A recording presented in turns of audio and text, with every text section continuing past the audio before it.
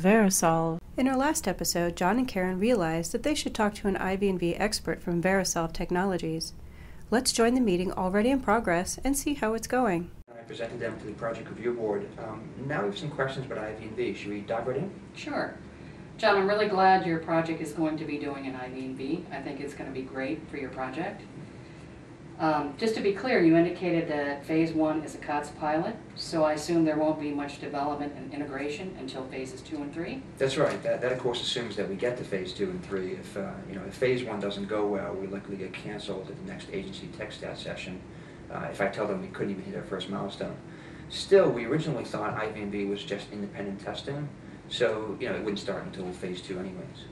Well, John, I'm sure you're doing a great job on your project, so I think it's very unlikely that the project will get canceled. I do agree that independent testing is important, but risks and issues arise much earlier in the project life cycle, long before development starts. That's why we recommend that an IV&V be conducted right at the start of the project so we can look at all the artifacts and activities. So you're saying you'd actually look at the requirements, the project management plan, the COTS solution itself? Yes, absolutely.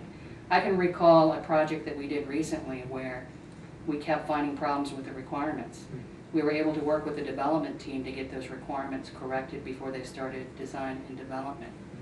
And I'm sure you would agree that it's better to identify risks early when they're less expensive to correct, long before they impact your budget and schedule. Oh, I definitely agree with that.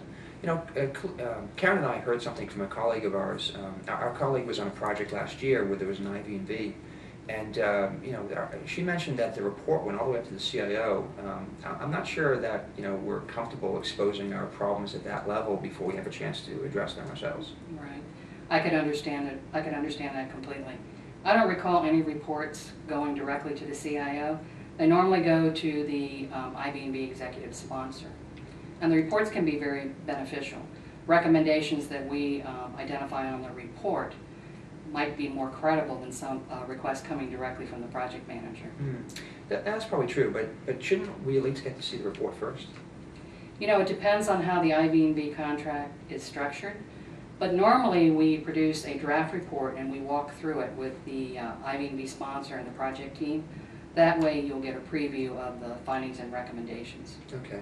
Now, I certainly want visibility to our issues if that's going to help get them resolved. I can remember another project that happened last year, not mine of course, where the project team buried issues and it was a disaster. They went way over schedule, blew the budget. And when the CIO did get wind of it, there were repercussions for them as well as other projects. And I certainly don't plan on making that mistake. Right. Well, we've actually seen this on some projects, large projects in the government. That's why some agencies have mandated IV&Vs. But just based on our experience, we truly believe that an IV&V will help increase your project success. Okay. I think I'm starting to see the benefits in IV&V and how this works, and now I really understand why the review board wanted us an IV&V in our project. Betty, thanks for coming in. I really appreciate it. This has been very, very helpful. Not a problem, John, and just keep us in mind if there's anything else we can do to help. All right, thank you. John and Karen are now ready to return to the project review board to talk about IV&V. Will the review board give them approval to move forward with the FARS project? The answer in the next episode of IV&V Mythbusters.